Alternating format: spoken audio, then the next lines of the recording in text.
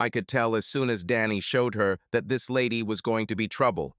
No, it wasn't that she was a problem, but she was bringing me a world of problems that weren't her fault. That's just the feeling I had when I looked at her at the door. "Hello, Mr.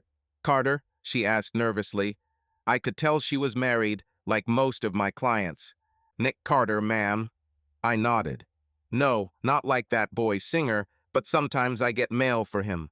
One of the risks of being a private investigator with a famous name living in Los Angeles.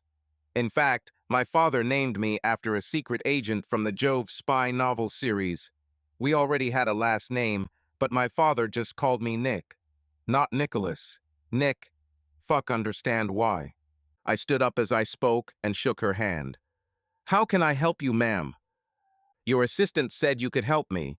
One of your previous clients recommended you to me." She smiled a little wider, still nervous, really. "I understand. Okay, Mrs. I'm Janine Linder. My husband is Dennis Linder, and he's a psychologist. I suspect he's cheating on me, and I need proof before I file for divorce," she said, handing me his photo. I raised an eyebrow as I looked at the photograph. He looked to be in his 40s, with a square jaw and dark hair that was starting to turn gray at the temples. He had bright green eyes that could probably seduce most women. "Okay, ma'am. Do you know how this works?" I asked, and she nodded. "Okay, give me a maximum of 2 weeks, and I will find you the evidence you need.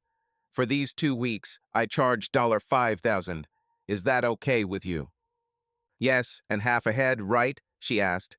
"Do you have your own account that your husband doesn't know about or doesn't have access to check your finances?" I asked.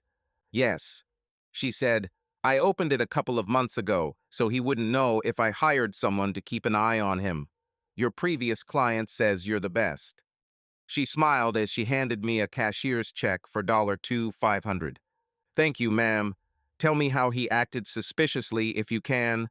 The more information I get now, the easier it will be to track his movements."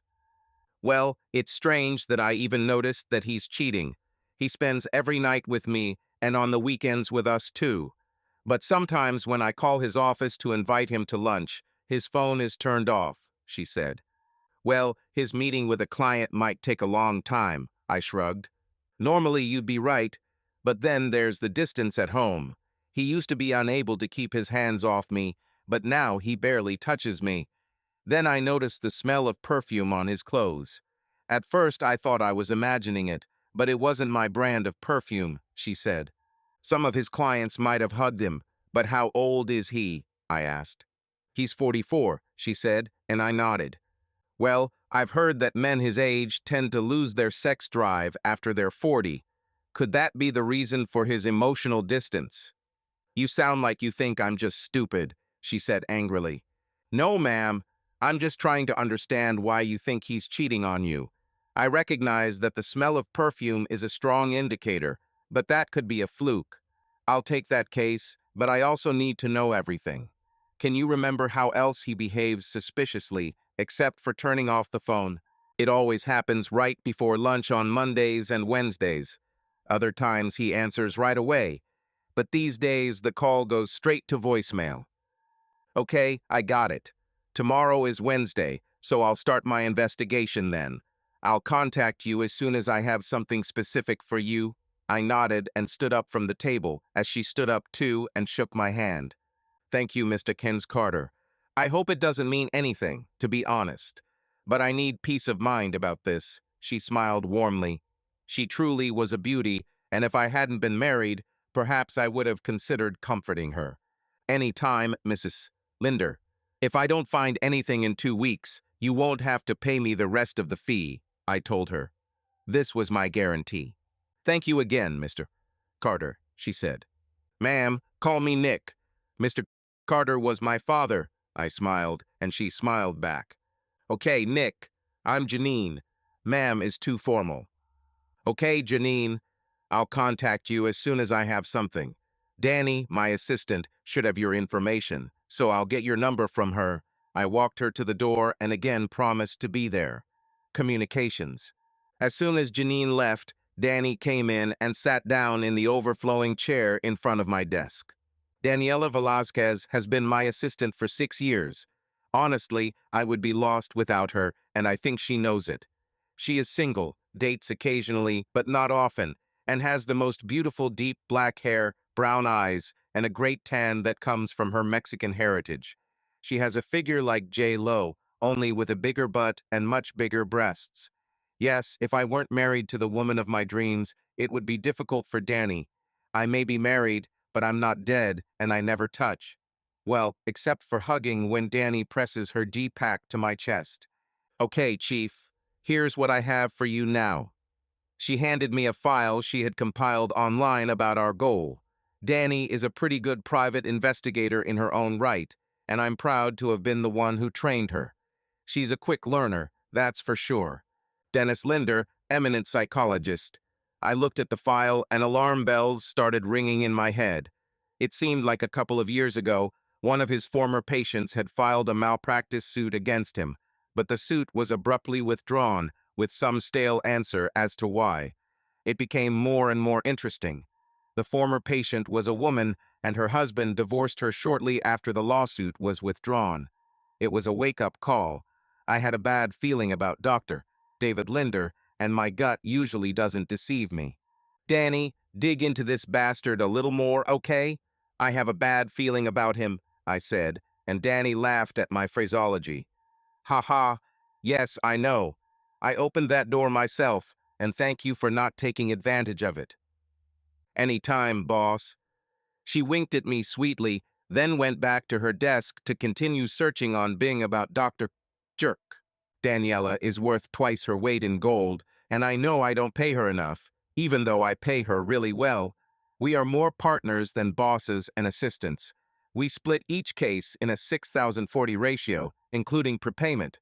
These prepayments, when added up across different clients, add up to more than $200,000 a year. After expenses, I usually have a net $150,000, and Danny is easily $110,000. And this is after taxes. We share a lawyer who provides us with legal assistance on a quid pro quo basis, since we also seem to work for him. His name is Wesley Quentin, and he specializes in marital discord and other domestic problems. Then there is my wife, Samantha. Yes, Samantha Carter, born Samantha Stern, so she is not related to Colonel Carter from Stargate SG-1.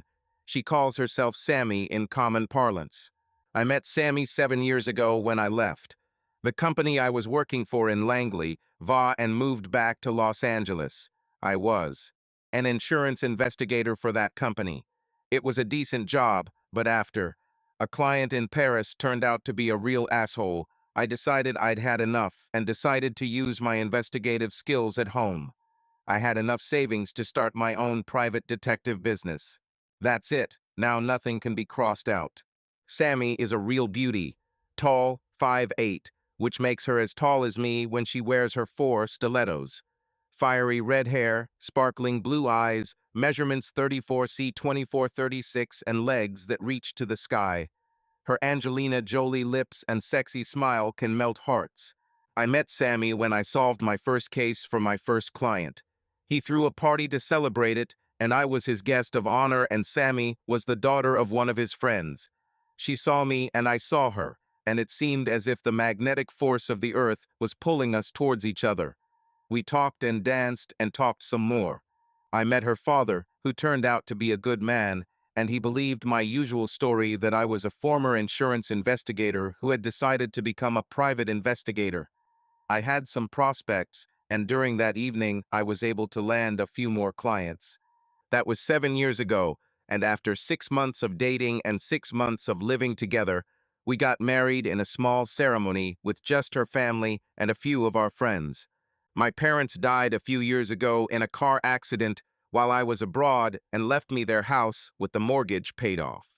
I spent 3 years in the Army as a military investigator. Then I was recruited by the said company to investigate possible insurance fraud. This is my story, and I'm sticking to it. Anyway, I became a damn good detective and realized that I could make good money as a private investigator. So I said goodbye to the company and returned home to Los Angeles. Getting a concealed carry license was like pulling teeth. but it was worth it to carry my dad's old Colt M1911A1 pistol. The large 45 APE cartridges almost guaranteed a kill when fired accurately. This is what I've always been good at. So I walked out to where Danny was selecting pieces of Dennis Linder's life and printing them out for me. Hey, Danny, call it a day once you're done searching. I'm going home, I smiled at her. No problem, boss, she smiled back more than professionally. You know, I hope Sammy understands what's in her house. I think so, sweetie. You know, you'll make someone really happy someday if you ever get settled. I winked at her, flirting a little. No, Pappy, I missed my chance by a few months, she shrugged. I was going to ask her about it, but she had already gone back to her computer monitor. Okay, honey, gather the information, put it in a folder, and I'll pick it up first thing tomorrow morning. Good night, I said, heading towards the door. Good night, boss, she called after me as I left the office. I got into the car and drove home. Along the way, I started thinking about Sammy and how she had been acting lately. Over the past couple of months, she has become somewhat distant, as if there was something on her mind and she wanted to tell me it. But it always seemed like something was stopping her. I decided that when I got home, I would ask her about it until she answered me. I'd be an idiot if I didn't see the writing on the wall. I've seen this quite a few times. The story has always been the same. The wife-husband becomes emotionally distant immediately before or after the infidelity begins. Until now, she would tell me nothing every time I asked what was wrong or if she wanted to talk to me. Why women do nothing so often, I will never understand. I know a few who don't, but most of them seem to think that we men get paid enough to read minds. Sorry, ladies, we are not psychics. Sometimes you need to sort everything out. With these thoughts in mind, I turned onto our street and noticed that a Jeep Grand Cherokee Laredo was parked in front of our house. As I pulled into our entrance, my phone rang. Hi, honey, I said when I saw my wife's name on the phone screen. Hey, Nick, when will you be home? We need to talk, she said. Her voice sounded strange. What do you mean, dear? Who is we? I had a suspicion that we included someone who drove that Jeep. Just come as soon as possible, okay? Okay, honey. I love you, I said. Okay, bye. Now alarm bells started ringing in my head. I made sure my pocket recorder was in my pocket and ready to use, and my cell phone was set to camera function, just in case. I didn't understand what was happening to Sammy. She has never forgotten to tell me she loves me before, even recently. And now this, I took deep breaths, doing breathing exercises to calm myself. Once I was calm, I got out of the car and took a photo of the Jeep's license plate. I had a really bad feeling. My instincts were always correct. As soon as I entered the house, I saw them kissing. They didn't even suspect that I was so close, and I managed to take several pictures of them together with their lips connected. I walked in, calm, continuing to take photos until they noticed me. I turned on the recording on the pocket recorder I had in my pocket. Oh my God, Sammy exclaimed. You scared me, Nick. Could you please explain why you're kissing some asshole at my soon-to-be ex-wife house? I asked, raising an eyebrow as I turned off my phone. That's part of what I wanted to talk to you about, she said. I looked at the asshole for the first time, and suddenly I had the urge to grab a weapon and shoot him in the head so that I could drive a truck through it. Dennis Linder, my current target, stood in my living room and dominated the heights above me. Okay, this was a confusing situation. The client's husband, an asshole, was now standing in my house, seemingly sleeping with my wife. At that moment, more than anything else, I wanted to shoot them both. My heart was breaking, but anger pushed the pain into the background. However, if I wanted to get my money, I needed to control myself. Revenge will come later. Revenge is a bitch, and these two will feel it firsthand. Okay, what do you want to discuss? I asked, maintaining a calmness that I didn't really feel. Mr. Carter, may I call you Nick? Asked the asshole. No, Nick is for friends. You are not my friend. You are an asshole who has my wife. Therefore, we will never be friends. Understood? I asked mockingly. Yes, Well, I'm Dr. Dennis Linder, and I'm treating your wife with sex therapy, he introduced himself. Okay, does sex therapy involve kissing my wife in my house? I asked, raising my eyebrow again. Actually, it is now. I know it's out of the ordinary, and it's probably hard to accept. But you'll have to watch us while we do it, he said. God, this guy was dumber than a box of bowling balls. He played into my hands, strengthening not only my grounds for divorce, but also convincing me that his wife would get everything, except my claims for destruction of family ties and professional incompetence, which I was already planning. I just looked at him for a minute. Doctor, Dennis Linder, huh? I hear you're pretty good at what you do. Psychology, right? I asked, cozying up to him. Yes, psychology. My methods are sometimes controversial, but I always achieve results, he replied, proud of himself. And how long has my wife been coming to you for? Therapy? I asked, holding back my explosion of emotions that was rushing out. 2 months, he confirmed. Sammy didn't tell me anything about seeing a psychiatrist. I looked at her. Sammy, if it was that bad, why didn't you just talk to me? I told you years ago when we were dating that if something was wrong, you could always come to me. Do you remember that? I asked, trying to reach her. I I think, she answered hesitantly. Confusion flashed across her face. Sammy, remember what we talked about, Dr. Fool intervened. Control. You need to assert your control. I know you don't like feeling powerless, so you need to take the initiative. Remember, his voice sounded strange, almost hypnotic, as he spoke to her, and I saw her expression harden again. You're right, Dennis. I need to show him that I'm not just some stupid woman to be pushed around. Then she looked at me angrily. Sammy, what are you talking about? I almost screamed. When have I ever pushed you to do anything? Me? In bed. We always make love the way you want, never the way I want. She almost screamed at me. Okay, Sammy, you know what we said after the wedding.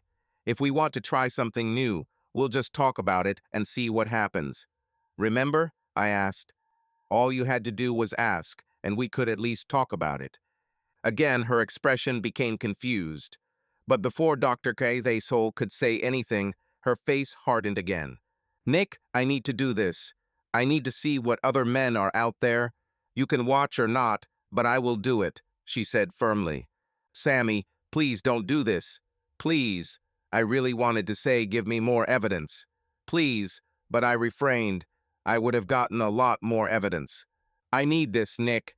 It won't affect us. I still love you, she said with a hint of a smile. Then I knew that she was lying to me. I just need something different, and just this one time.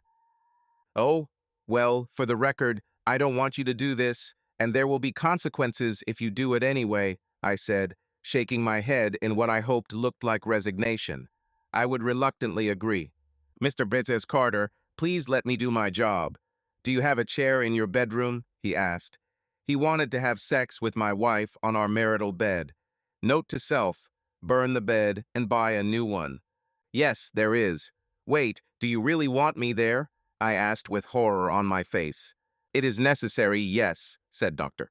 Fool. If you insist. I snorted. Doctor, is there any other way to get my wife back to normal? I'm afraid not, he said with a false sincerity that would not deceive even a child in kindergarten. Well, I hope you don't expect me to engage in adultery, I said bluntly. Mr. Cricken Carter, what your wife and I are about to do is hardly adultery. I'm just helping her overcome a psychological barrier and become more confident in her relationship with you. You'll both be stronger after we're done, he said. Me with a smile, which again required a huge effort of will, so that I would not put the gun in his mouth and shoot. I don't agree with this, just so you know. I will never agree to the act of adultery that you and my wife are committing, and it is adultery, no matter what you call it, I said, noticing that there was no wedding ring on his finger, and there was not even a trace of tan on his finger. Like I said, Mr. Carter, it's therapy. Controversial therapy, sure, but it's not adultery. His smile was condescending this time.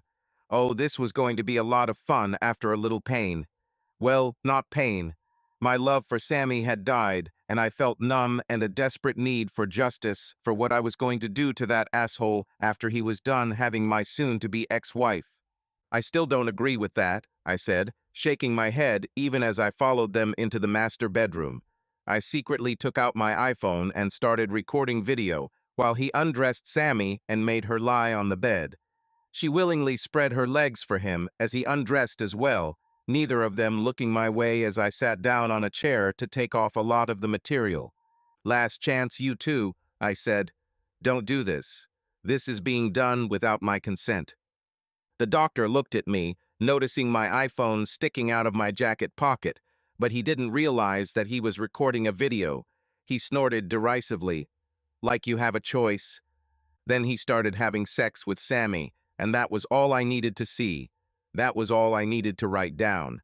Janine's case was now impeccable, and this could be the end of it. I got up from my chair and calmly walked over to where Dr. Halfwit was working hard on Samantha. I grabbed him by the hair and yanked him back sharply. Then I hit him on the bundle of nerves between his neck and shoulder, and he folded up like a bad poker hand. He was still conscious, but could not move. "Doctor, did my ex-wife ever tell you what I do?" I could see the confusion on his face. Sammy was now angry at me, like I had grown a third eye. "I am a private detective, doctor. I now have proof that you tried to cuckold me with my wife. I now have everything I need to get a divorce due to infidelity. I have video and audio. I also now have evidence of broken family ties and professional incompetence." I grinned in triumph, then pulled my pistol from my belt. "See, doctor, you're a big man. Maybe I'd lose to you in a fair fight. But Colonel Sam Colt makes all men equal in the eyes of God. You should be able to move in a moment. As soon as you can, get dressed, take your bitch, and get out of here," I said calmly and evenly, which scared both of them to death. I heard Sammy sob. "Fine." I looked at the woman who had just broken my heart. "Samantha, get dressed, pack your things, and leave." "What?" She was indignant. "You heard me. I told you there would be consequences if you continued this, and those consequences would be pretty bad," I said distantly. I felt like my emotions weren't functioning the way they should. "These consequences start now. You need to pack up your things, put them in your car or his SUV and leave. I'll call my lawyer and have him draw up the divorce papers. Then I'll get a restraining order against you and the doctor here.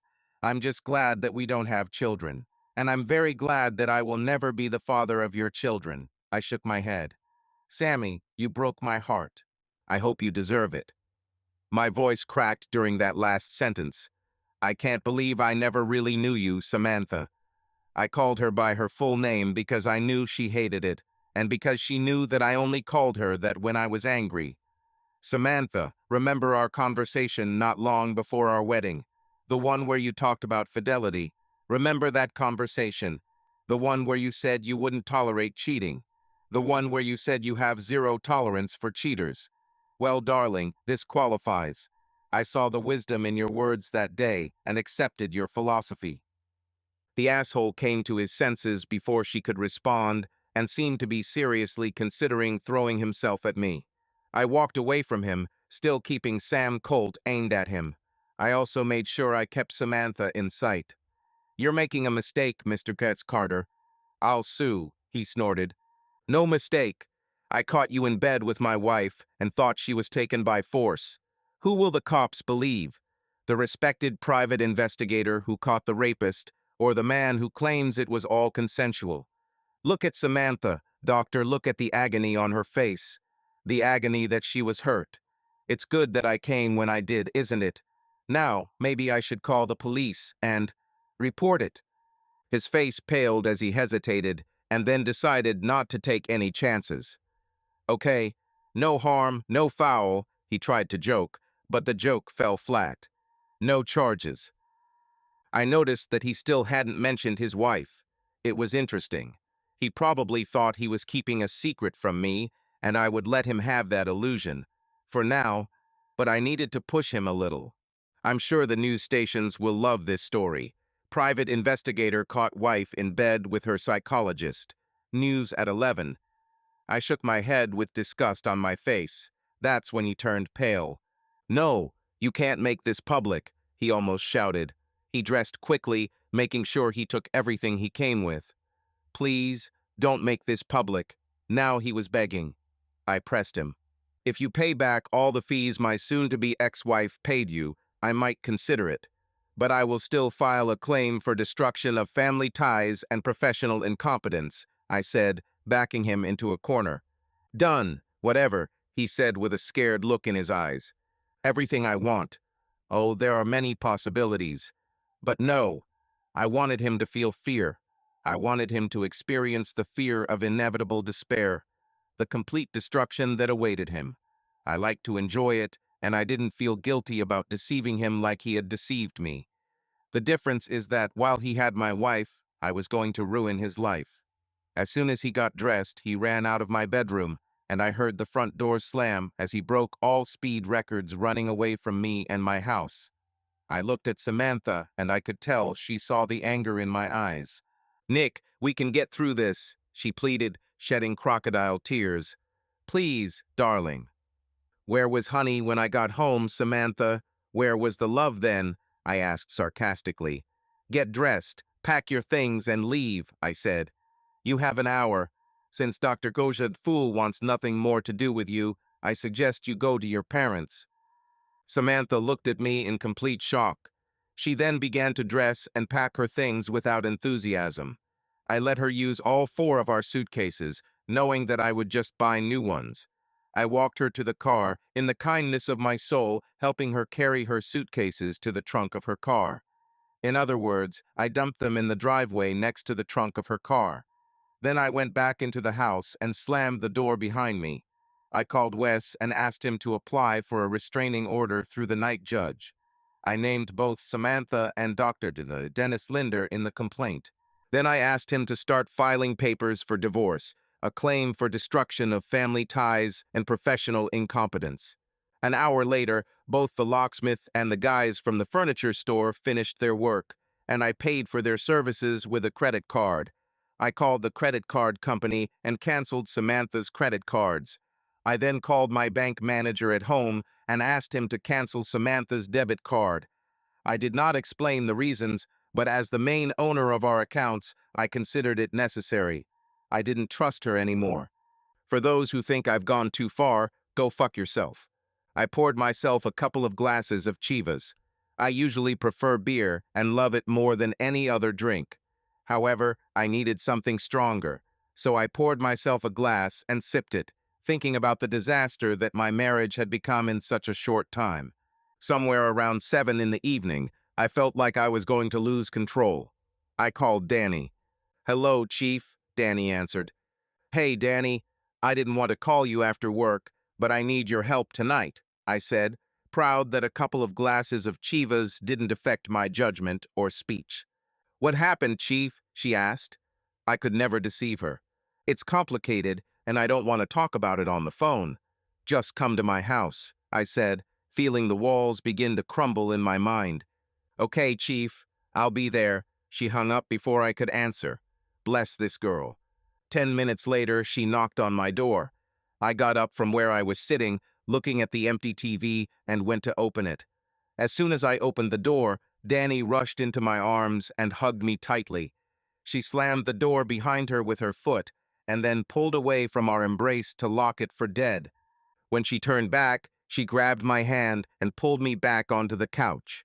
She sat down next to me. "Okay, where's Sammy?" she asked, already guessing what was happening. After all, Sammy's car wasn't in the driveway, and I wasn't as upset as I would have been if she had died. I looked into Danny's deep brown eyes. "She left. Probably to her parents. She cheated on me, Danny." I couldn't hold back my tears anymore as she hugged me and held me while I ruined her blouse with my tears. I clung to her desperately, needing human contact.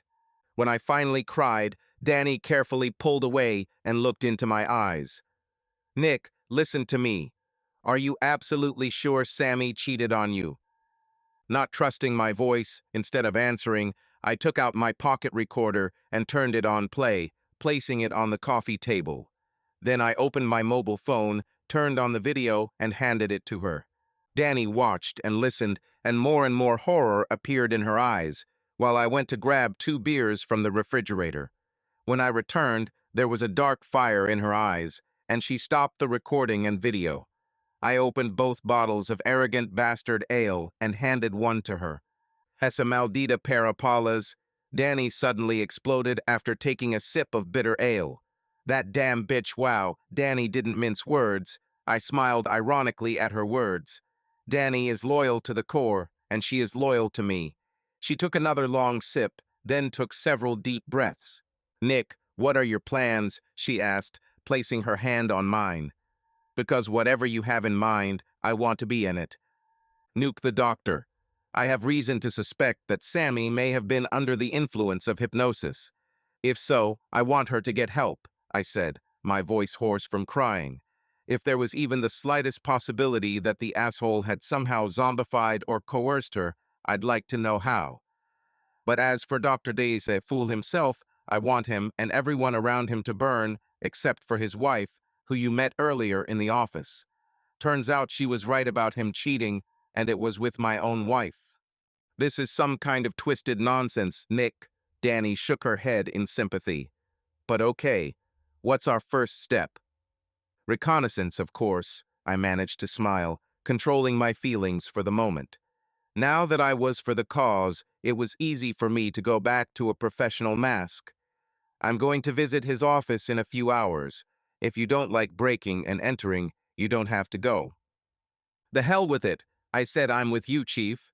I'm in this until the end, and you know I won't back down. She smiled at me, then leaned over and hugged me tightly. I know Sammy, Nick. I've known her almost as long as I've known you. I think she was at least under pressure from that cabron. I think so too, but even so, I'm not sure I want her back. She ruined everything. She only knew this idiot for 2 months, and during that time he managed to convince her that our marriage was just another toilet, where you can go for a lot. I said this while still hugging her tightly. God, she felt so good. I gently pulled her away and looked into her eyes. There was something there that I hadn't seen in Samantha's eyes for a long time. Lust.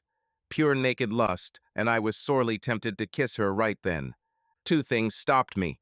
1, I was hoping that Sammy was a victim of hypnosis or coercion, and that somehow we could get past this.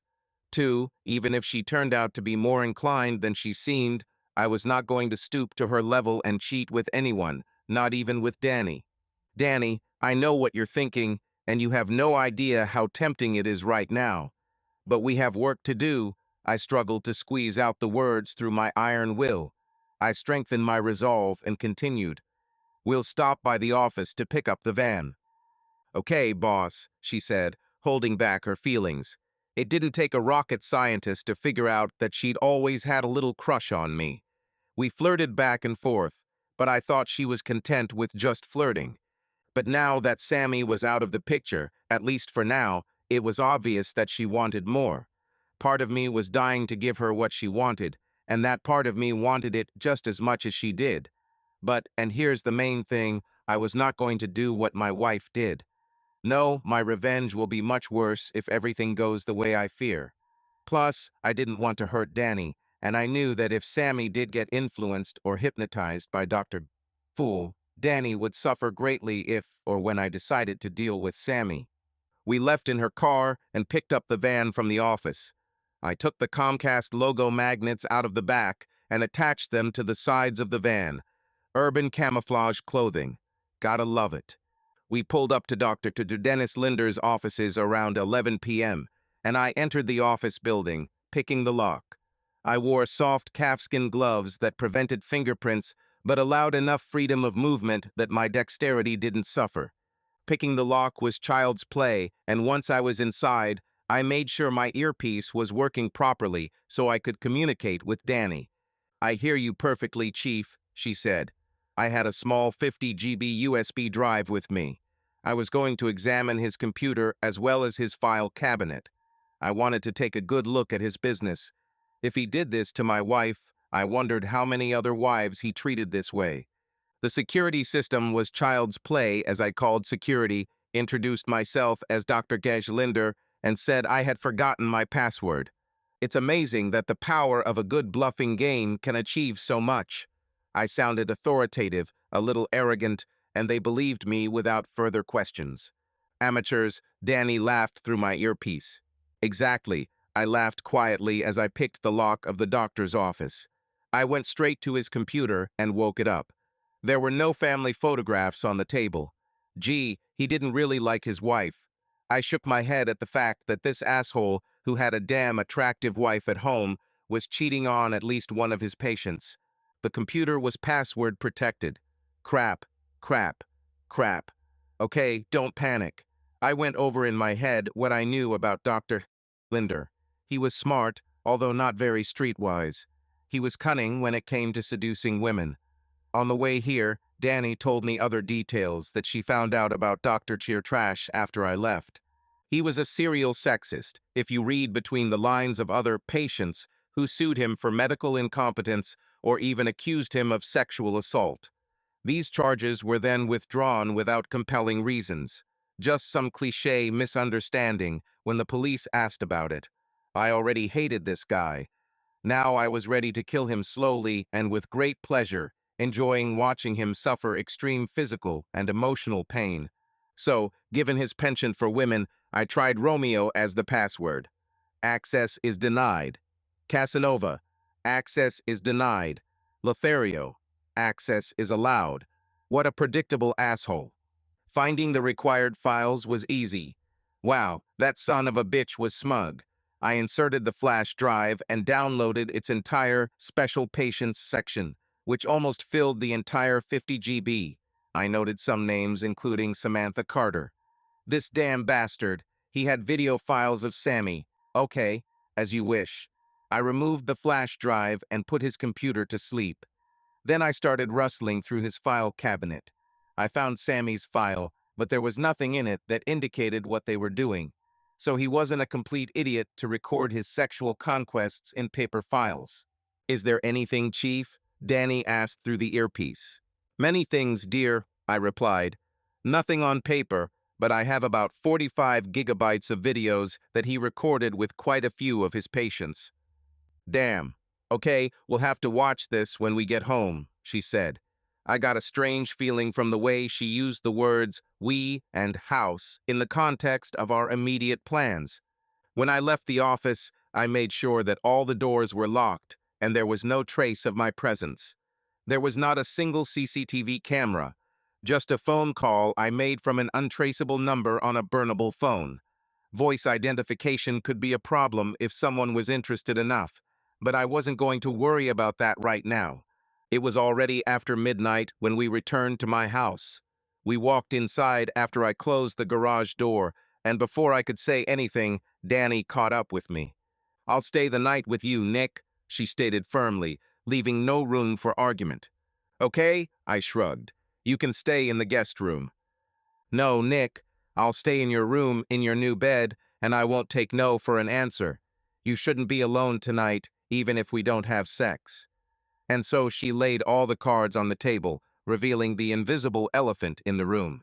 Danny, I trust you. Hell, you're practically the only woman on earth I trust right now. I'm asking you, please, don't make me break my marriage vows tonight. Okay? I asked. I promise, she said with a smile, then kissed me on the cheek. We'll review the footage in the morning. I brought my laptop so we can split the videos and watch them in half the time. Sounds like a plan, honey, I said, heading to the bathroom to take a shower. I felt dirty, and it wasn't just because I hadn't showered from morning to evening. While I was standing in the shower, my mental wall opened and all the feelings of betrayal rushed back. I was sobbing, resting my forehead against the shower wall when I heard the shower door slide open. The next thing I felt was a wet and naked woman hugging me. Danny held me tightly, rubbing my back as she washed me. She dried us both off, then led me into the bedroom. She didn't even bother putting on pajamas or a nightgown. She put me in bed, covered me with a sheet, and then walked around the bed and climbed in on the other side. I fell asleep limply soon after I closed my eyes. I was completely exhausted both physically and emotionally. The next morning, I woke up with a smile on my face. Sammy snuggled up to me. Her hand was on my waist. Her hand touched me below the waist. I moved her hand a little forward, and she began to caress me. I groaned loudly, remembering the terrible nightmare of last night. "You're horny for me, Pappy," her seductive whisper sounded in my ear.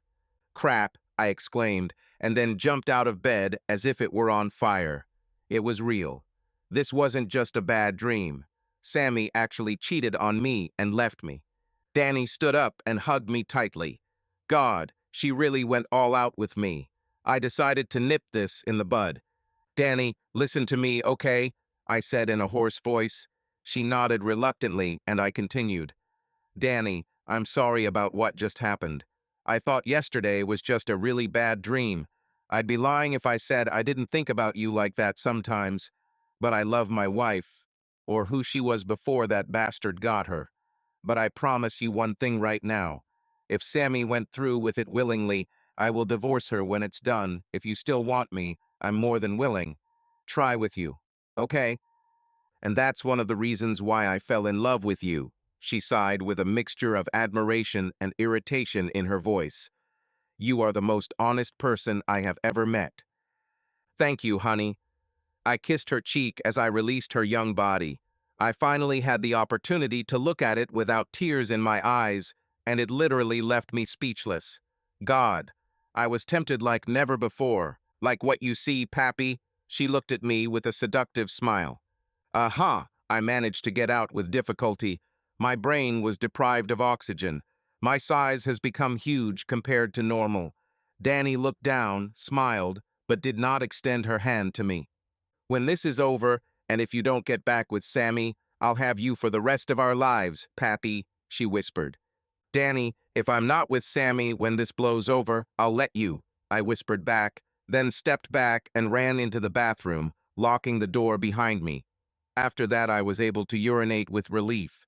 When I went out to get dressed, Danny was no longer in the room, but I heard the hiss of a frying pan in the kitchen. I smiled at this, then put on jeans and a t-shirt, fastened my belt with a holster and Colt, and went out to her. I don't usually carry a gun around the house, but I wasn't going to take any chances with a possible sociopathic psychologist on the loose. I noticed that Danny was also armed. She had a Lady Smith and Wesson 9mm. She also received her concealed carry permit shortly after I hired her.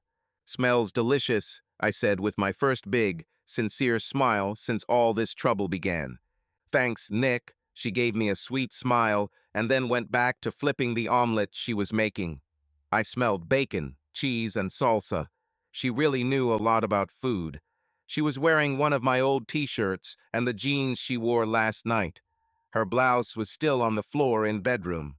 "Danny, I know this will be hard for both of us," I said, sitting down on a stool at the kitchen counter. She looked at me and raised an eyebrow. "Boss, I didn't consent to being pampered. You made it clear from day one that I would likely be needed in some cases, and with my background in criminal justice, you knew you could count on me. I couldn't help but fall in love with you, but that doesn't mean I'll shy away from this matter. This matter is also personal to me because Sammy is my friend. By the time we're done with his ass, this Pendijo doctor is going to have a terrible awakening." Every word she said was true. She worked as a detective for the Los Angeles Police Department for 2 years, but was kicked out for beating an assault suspect to a pulp. She was lucky enough to avoid serious charges, but since the son of a bitch was guilty, they didn't want the bad publicity that came with charging her. She was given a small severance package to keep her quiet about the circumstances of her dismissal, but she told me directly about it when I first interviewed her. That was one of the reasons I gave her the job. I needed someone who wasn't afraid to get his hands dirty. Danny was definitely not afraid to get her hands dirty. Sometimes I just forget about her. "You are right," I nodded. "Danny, I need to tell you something about me that even Sammy doesn't know." I took a deep breath. I knew I could trust Danny. She confided in me, and I confirmed the truth of who she was and why she was fired. "What do you mean?" she asked with a confused look on her face. "Danny, I've never worked for an insurance company. I worked as a secret agent for this company. There. My name is Nick Carter, and I was a spy. And that sounds like a very bad experience opening burn notification. Danny just looked at me, then put our omelets on plates and brought them to the counter along with our mugs of coffee. God bless Danny. That's pretty much what I understood. Either that or you had a criminal record somewhere. She shrugged. You always look around as if someone is watching you. You don't really show it, but I've noticed it over the years we've been together.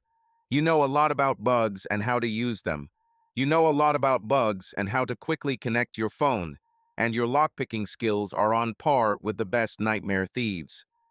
I laughed out loud. She truly was a great detective. Well done, I said, raising my coffee mug in her honor before taking a sip.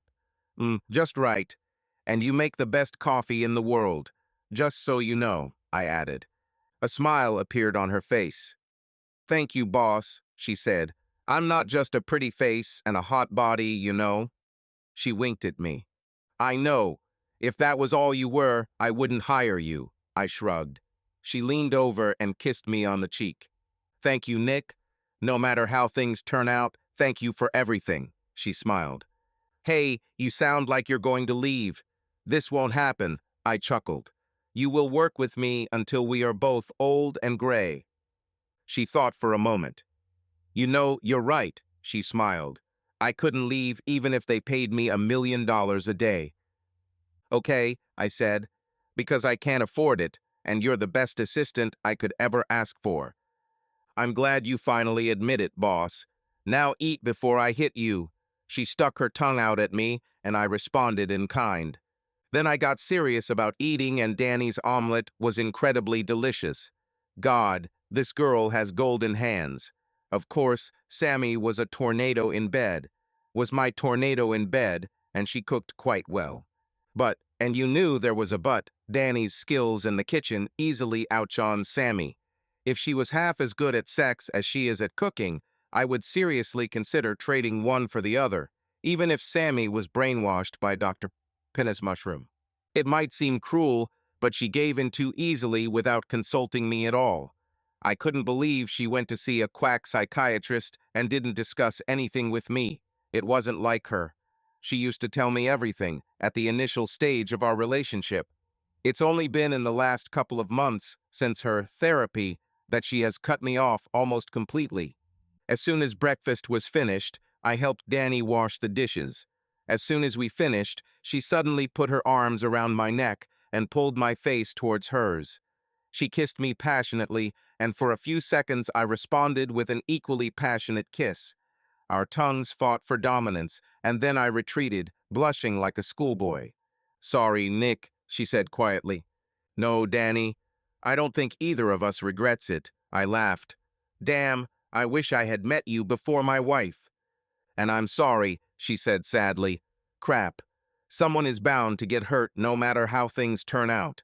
I really didn't want any of them to get hurt if Sammy was swayed or brainwashed. We had to watch these videos. Let's go watch these videos and see if they can clear up Sammy's mental state, I said. We went into my office where I keep my home office, and I downloaded half the video onto her laptop. I started where I needed to start, with Sammy. The first interview was quite simple, just a getting-to-know-you session. Dr. Fleabag was writing in his notebook, asking Sammy questions about her life. He asked about her husband and other family members. She told him about her parents and how much she loved us all. I studied his face, and a sly smile played on his lips. He then asked a few more innocuous questions and then told her not to tell anyone about it as it could negatively impact their future therapy sessions. This scoundrel, he planned to seduce her from the very beginning, and since she followed his instructions, keeping me in the dark, there was nothing I could have done to stop it. He abused her trust in him as a medical professional, specialist. Negligence claim. Check. The second video had more questions. This time, there are more personal questions. He asked her about our sex life. She answered truthfully, and I couldn't help but feel a surge of pride when she admitted that I gave her multiple pleasures every time we had sex. He simply wrote down every answer she gave in his infernal notebook. He asked a few more personal questions that she didn't seem to want to answer. but he assured her that no one else would ever know what she said. She answered truthfully again. It all ended with him confirming the need to maintain the confidentiality of this meeting. She agreed. I checked the dates on the video. There were 16 videos of Sammy's sessions, corresponding to his meetings on Monday and Wednesday. I groaned, covering my face with my hands. The third video was difficult to watch. But again, he didn't brainwash her or coerce her in any way other than professional ethics, as he called it. She told him about her fantasies, many of which I already knew about and helped her realize. However, there were some things she had never told me before. Did she want to tie me up? Did she want to dominate me in the bedroom? Jesus, she never told me anything about this. Again, after she had finished telling him what he wanted to know, he stressed the need for secrecy and sent her on her way. The fourth video was when he began his insidious seduction in full force. He asked her to describe in detail her fantasies about domination, and she began to colorfully describe what she wanted to do to me, and I listened carefully to her every word. She made it through 2 of them before time ran out. Another secrecy agreement, and she was on her way. The fifth and sixth videos were very similar to the fourth. He reminded her to keep each one confidential, and she agreed. The seventh and eighth videos were about another one of her fantasies. I was beginning to understand why she didn't tell me about these fantasies. I just shook my head as she told him personal things about herself that she never shared with me, her own husband. He then asked her to have sex with 2 men at the same time and showed her a video clip. When she saw this, the gears started turning in her brain, and she said she would think about it. It was his triumphant achievement, and I saw his sly smile at the end of the video. He reminded her again to keep their sessions secret and then let her go. The rest of the videos were mostly him talking to her about her fantasies so far. He listed each fantasy and pointed out how she was actually a dominant person who had been a submissive all her life and accepted it. At first, she was subordinate to her family. Then she was subordinate to me. He raised her self-esteem to the point of selfishness by the end of the 14th video and convinced her to have sex with 2 men, including me, as part of her therapy. I noticed that from that moment on, he did not encourage her to remain silent, knowing that she would not tell anyone, including me. In the 15th video, he slept with her for the first time. This was a little less than a week and a half ago. He told her that he would be the second man if she wanted it. The 16th video was the last one. She walked in and, without letting him say a word, kissed him passionately and then had rough sex, and after they finished, she said that she didn't just want a 2-on-1, she wanted to cuckold me with him. This was the decisive moment. This showed that she had crossed the line. She deliberately decided to cuckold me instead of her original plan to have sex with me and him. This time, she told him to keep it a secret, and she will call him with the correct day and time. I paused the video and looked up to see Danny looking at me with tears in her eyes and a disgusted look on her face that probably reflected my own disgust. The guy was a serial seducer, a real Lothario. It made sense with his computer password, at least. I will drop such a legal bomb on this son of a bitch that he will regret he was ever born, I quietly promised to God and Danny. I'm with you, boss, she said, sitting on the edge of my desk. Longer videos seem to be more challenging. If it makes you feel better, everyone else is shorter than Sammy's. She lasted the longest, it seemed. She shrugged and gave me a reassuring smile. I guessed this, since all the remaining videos are shorter than hers. But you just confirmed it. This guy makes Machiavelli look like a good guy. I shook my head. But as far as coercion or brainwashing is concerned, he is not guilty of that. He just convinces them to do it, and there's no harm in it. Yes, I noticed that too. As far as I understood, he never involved his husband in their little games. But then the husband somehow found out and filed for divorce. All the cases I have checked so far have ended in divorce. She listed the names of the women and their ex-husbands. Fine. Contact several ex-husbands and find out how they found out that Dr. Badass had seduced their wives.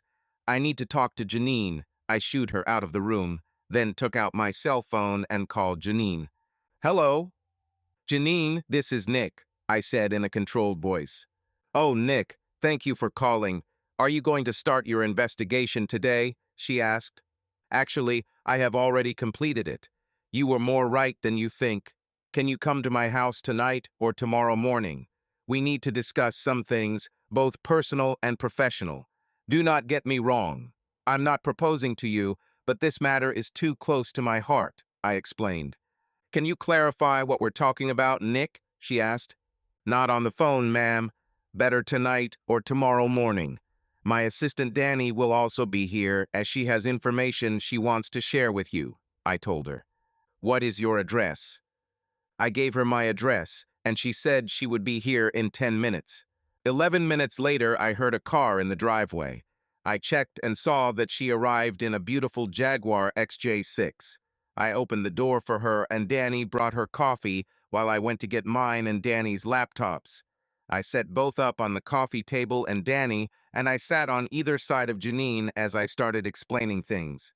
Janine, Dennis is a serial cheater who uses his professional position and trust to seduce women and conjure their husbands behind their backs, I said. As far as we have seen, he only attacks married women. There is not a single person here, Danny added. Now every video series describes seduction. He gains their trust, then talks about fantasies or problems in their marriages.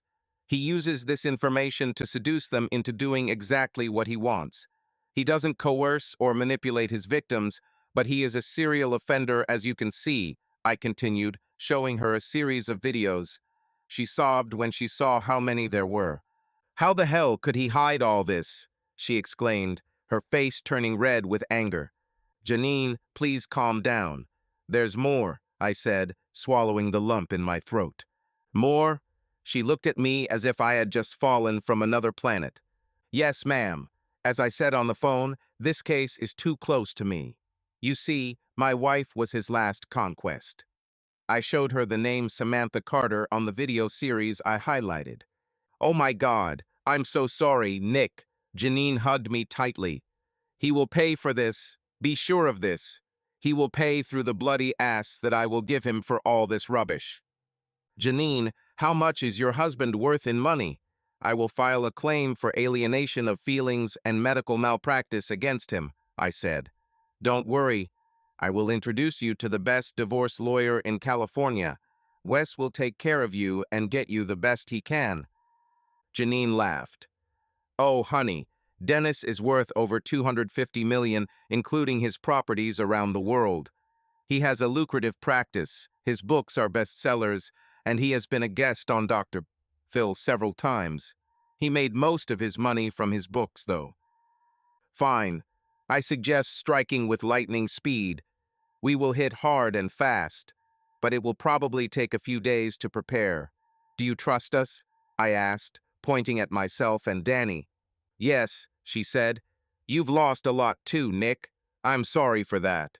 I should have realized what a snake he is before this. I understand. Come to my office tomorrow morning, and I'll introduce you to Wes. He is my lawyer and will be handling my divorce from Samantha, as well as my lawsuits against your husband. But by Friday, we hope to have some of the other ex-husbands on board to file claims against him for medical malpractice and alienation of feelings. I laid out my plan, and she nodded and smiled when I finished. I can agree with that. The problem will be to act normally around him for 2 more days. I can refer to women's problems or simply go to the city to visit my mother. She's old, so he'll probably believe it, Janine nodded. True, he is trained to notice changes in mood or behavior. My advice is to contact your mother, tell her what's going on, and ask her to cover for you. In the meantime, I have a guest room with a double bed and room for 2 more cars in my garage, I smiled. So far, there was only my car and Danny's car. I handed her the garage door remote, and she accepted it gratefully. She went home to pack her things. Danny also went home to pack her things. She packed for about a week and returned half an hour later. I laughed as she dragged her things into my room and put them in Sammy's old dresser. The girl was determined, I must admit that. The next morning, Janine returned just as I was getting out of bed after another wonderful night with Danny by my side. She was now wearing my XL t-shirt and panties to sleep, which I was grateful for. I was wearing boxers and pajama pants and a t-shirt. Danny was in the shower when I heard the garage door open. Janine looked great and gave me a sympathetic hug and a kiss on the cheek as I went out to meet her as soon as she entered the house. She had a small suitcase with several sets of clothes. She also brought me Denny's bank statements, and I gasped when I saw how much liquid assets he had. After Danny had prepared breakfast for us all, and we had eaten another great meal, Janine told us that she was ready to move on. I informed her that we could move forward once all the ex-husbands and wives were informed of the latest news. We had 11 ex-husbands to call, and then they had to call their ex-wives and tell them what was going on. We were planning to file separate lawsuits against Dr. Sudsvalka for medical malpractice and alienation of feelings, and they were more than welcome to join us. Unsurprisingly, most husbands were more than willing to take revenge, and even most ex-wives were determined to join us. I didn't mean to get Sammy involved, though. Not after watching the last video. I showed up at Wes' office along with 9 of the 11 ex-husbands we were able to contact and all 9 ex-wives. Since I was ex-husband #12, I was in on it too. Wes, to save time, drafted identical claims for sensory impairment and medical malpractice, simply inserting different names depending on who was in line. He was like a kid in a candy store, dealing with more than $175 million in assets from Dr. T's half-wit and nearly $100 million in real estate around the world that would likely have to be liquidated to pay for legal fees, divorces, and intrusion claims. Of course, a class action would have been easier for everyone, but we were going for a shock effect. I wanted Dr. Denny's Mina's Linder to know that his world was about to crumble like the walls of Jericho. Janine waited with Danny and me at the end of the line, while Wes happily helped his new crowd of clients make the scoundrel's life miserable and get rich in the process. Yes, he is a good friend of mine, but he is still a lawyer. When he finally finished typing up the medical malpractice and sensory impairment papers for his new clients, and sent them off happily with the promise that he would deliver them to Dr. Fool at work, bright and early on Monday morning with plenty of witnesses, it was Janine's turn and mine. I filed for divorce from Samantha, and Janine filed for divorce from her soon-to-be poor, soon-to-be ex-husband. Wes was fascinated by Janine immediately, and the reciprocity was obvious. I set up Wes to have each set of documents delivered to a different bailiff at the same time. Wes, Janine, and Danny joined me in grinning like a skeleton. It was going to be packed as soon as Monday morning arrived, and Danny and I, along with Janine, had seats in the front row. As a bonus, Wes included a restraining order against Dr. Fool at no cost to each of us, his clients. He knew how rich he would be after this whole massive nuclear attack died down. Then it was time for Phase Roman 2. Phase Roman 2 involved media and law enforcement saturation. I used Sammy's video, blurring out her face and changing her voice to a computer voice, hiding all references to her name or mine using a new media editing program. I have edited together excerpts from various videos showing how Dr. Dennis Linder used to seduce women, luring them away from happy marriages or marriages that could become happy again after his therapy, but he saw the need to destroy these marriages for the sake of his twisted ego. I used clips from videos of other women too, showing how they were all manipulated into turning against their husbands at Linder's instigation. I knew the news media would eat it up. The FBI will also be looking into criminal medical malpractice because he defrauded men and had sex with their wives. The California Psychological Association will also be interested in the case. I created an anonymous email address for this and used proxy servers so that I could not be traced. Phase Roman 2 began Monday morning, immediately after the bailiffs had done their work. As soon as the last bailiff left, I handed Janine the basket of popcorn, and she began to eat the popcorn as Denny rushed out of his office, looking around. He saw me standing next to his soon-to-be ex-wife and Danny. I picked up my cell phone, hit the send button on the mass email, and began Phase Roman 2. We got into my car and drove away as Dr. Deprived shouted after us that he would kill us all. The last thing I saw that day was him on his knees in the parking lot, holding a pile of papers, crying. My revenge is not half over yet. Phase Roman 3 included a meeting with Samantha, which she agreed to. She was staying with her parents and was prepared to learn that she might have to leave if she was unlucky. We met in a very public place. Starbucks. I love this place. I'm here. Does that mean you want to talk? She asked hopefully, sitting down opposite me. Actually, I need to tell you something. I began with a smile. Samantha, I could forgive you almost anything if you were forced or brainwashed by that scoundrel. I am not kidding. But after watching 16 hours of you agreeing with everything he said, even over your objections, you finally offered to cuckold me to fulfill your dominance fantasy.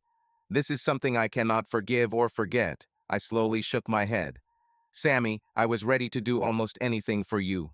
I loved you more than you can imagine. Loved in the past tense. I would have given my life for you until I saw this betrayal. This is the ultimate betrayal of everything we meant to each other. I'm sorry, Samantha, but you received a summons. I pushed the divorce papers towards her. I think you'll find the terms fair given the circumstances. She looked at the documents in shock. Are you kidding?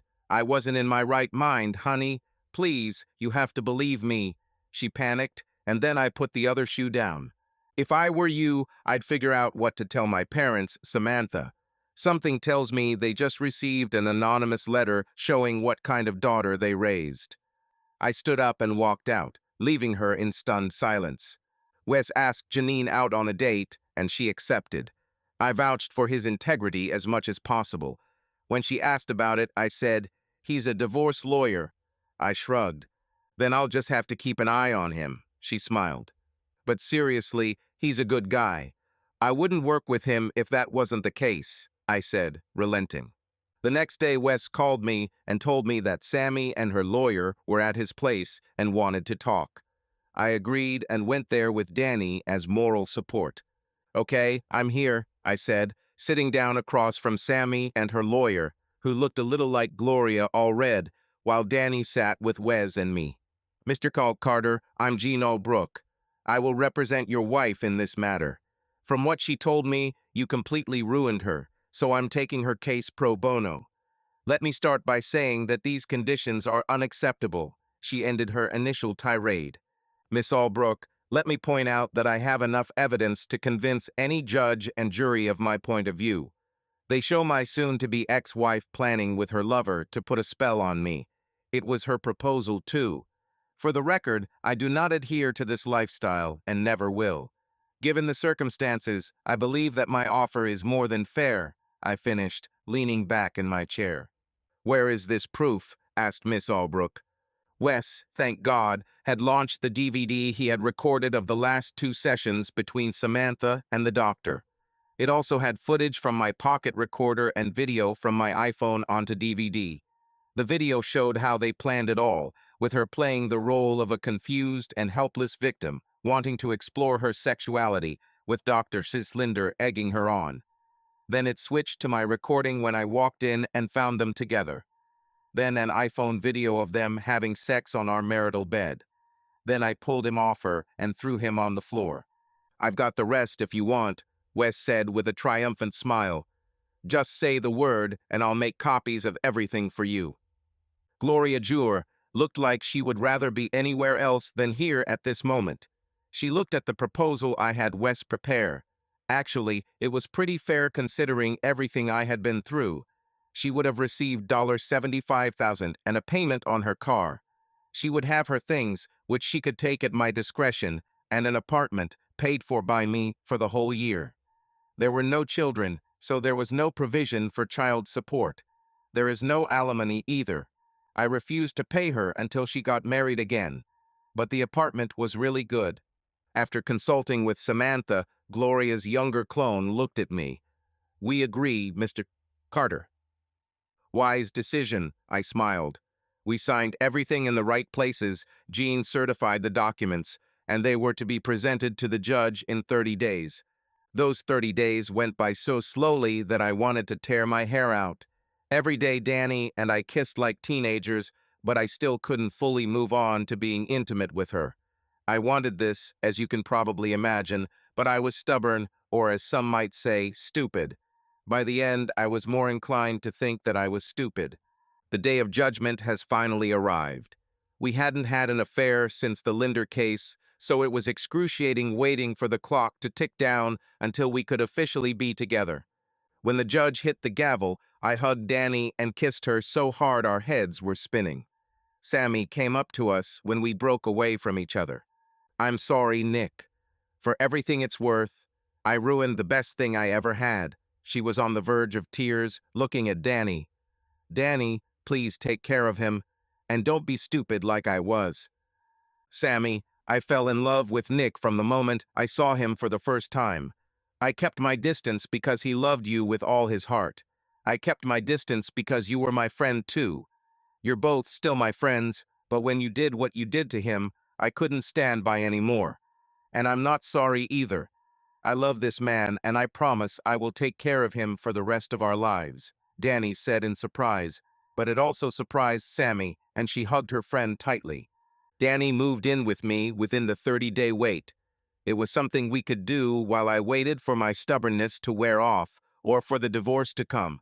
So, when we got home that day after the trial, I took off my old wedding ring and threw it on the coffee table before picking Danny up and carrying her into our bedroom.